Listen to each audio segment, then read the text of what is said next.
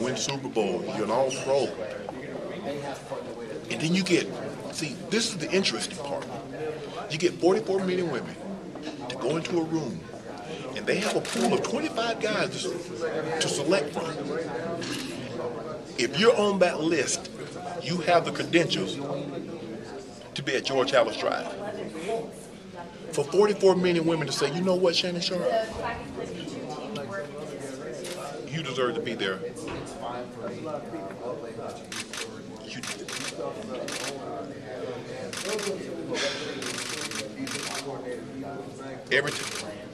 I'm a sentimental type of a guy.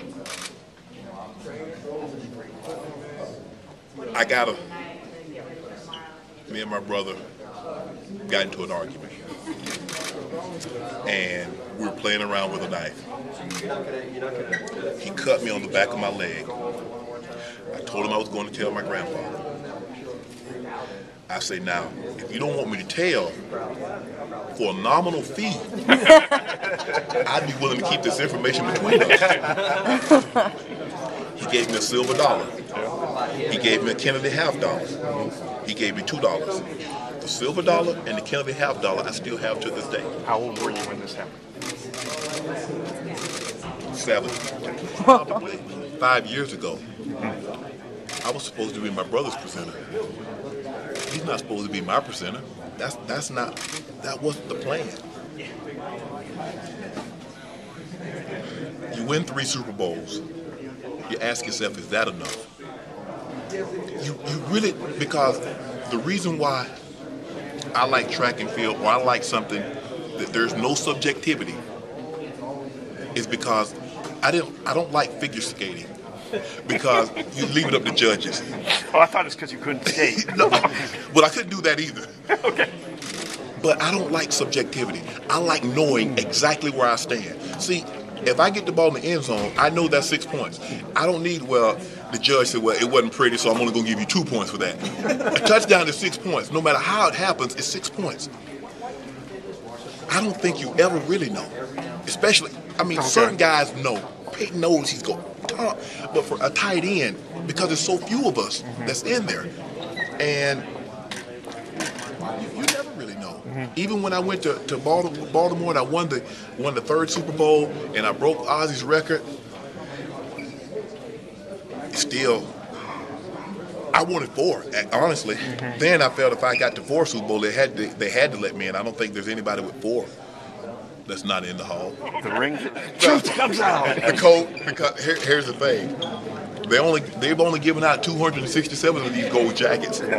They've given out 1 million probably of those Super Bowl rings. And the Super Bowl rings are special. See, for me, the ring is not as special as the journey leading to capturing the ring. Okay. That's why I don't, and I debated back and forth. I'm like, okay, do I wear the rings for this ceremony? But I just came to the realization I got more enjoyment out of going every day to practice, lifting the weights, being in the practices, playing in the games that got us to the ultimate goal. I cherish that more than I do the tangible, the ring. Do you have one in your wardrobe? No, I don't.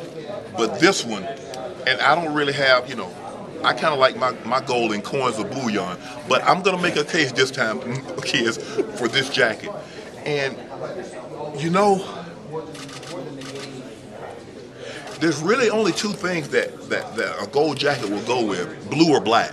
So I was kind of relegated to, okay, what if, that's not a hard choice. Either blue slacks or black slacks. And, but it's so pretty. It is so pretty to see those guys at the luncheon and see all those gold jackets. And I stood there and I greeted each one individually. A lot of them I knew. Just by seeing their face, even without reading the name tags, I knew who they were because I know about the NFL. But to see the Joe Greens and the Bobby Bells, and man, I'm like,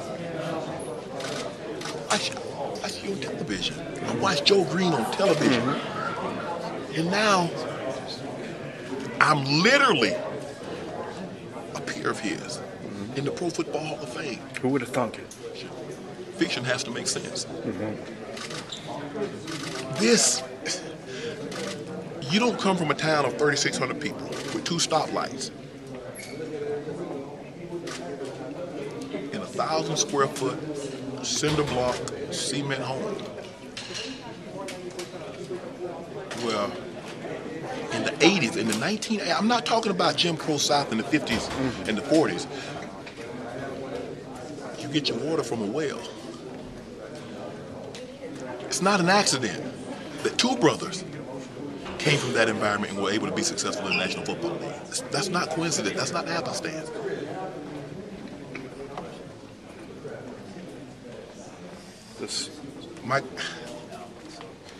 It's funny. My grandmother knew something about me that I didn't know about myself, and that I was a lot stronger than I had ever given myself credit. He retires in '95. They win the Super Bowl in '96. We beat them in the Super Bowl in '97. Yeah, he should have been there for both of them. So, what do you do for him this weekend, other than hug him or whatever, high five him or fist bump him or whatever you guys for do? the nominal fee, Or cut his leg. Remember, for the nominal fee, he was able to be my presenter. Yeah. So, now, I'm not here without him. Yeah. And I think when he hears what I have to say in my speech, because no one has ever heard me say this to them. So this is the first time they're going to actually hear me say it. Okay, very well, or is that difficult for you? And that was one of the things. My family, we really never said that. I don't know if you saw the piece that we did with the NFL Network. My brother never knew that I felt this way. Obviously, I never told my grandmother that her struggles and what she had done for my brother and my sister and myself,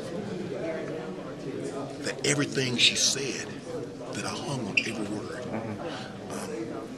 And, you know, my grandmother never gave us a curfew. Even as I became an adult, the very house that my brother and I paid the bills at, I never walked in my grandmother's house past midnight. I never cursed in front of my grandmother. I never drank in front of my grandmother. I just,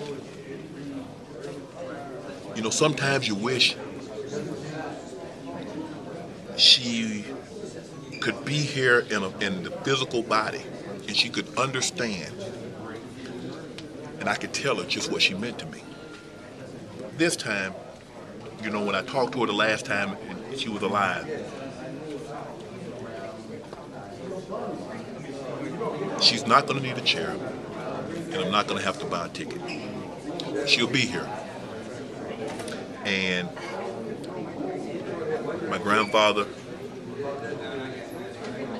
my father, will get an opportunity to see just how well a job she did. She was able to finish what they started. The bust that this guy did of me. It's funny because when you look at a mirror, it's a reflection. But this is not a reflection. This guy sat there and had me sit for 7 hours, and to have that take shape, I mean, it's unbelievable.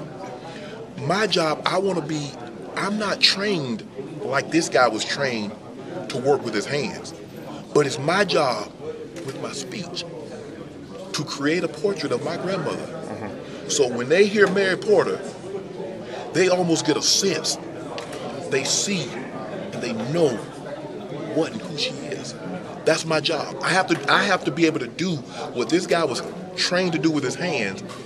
Now I have to do with my mouth.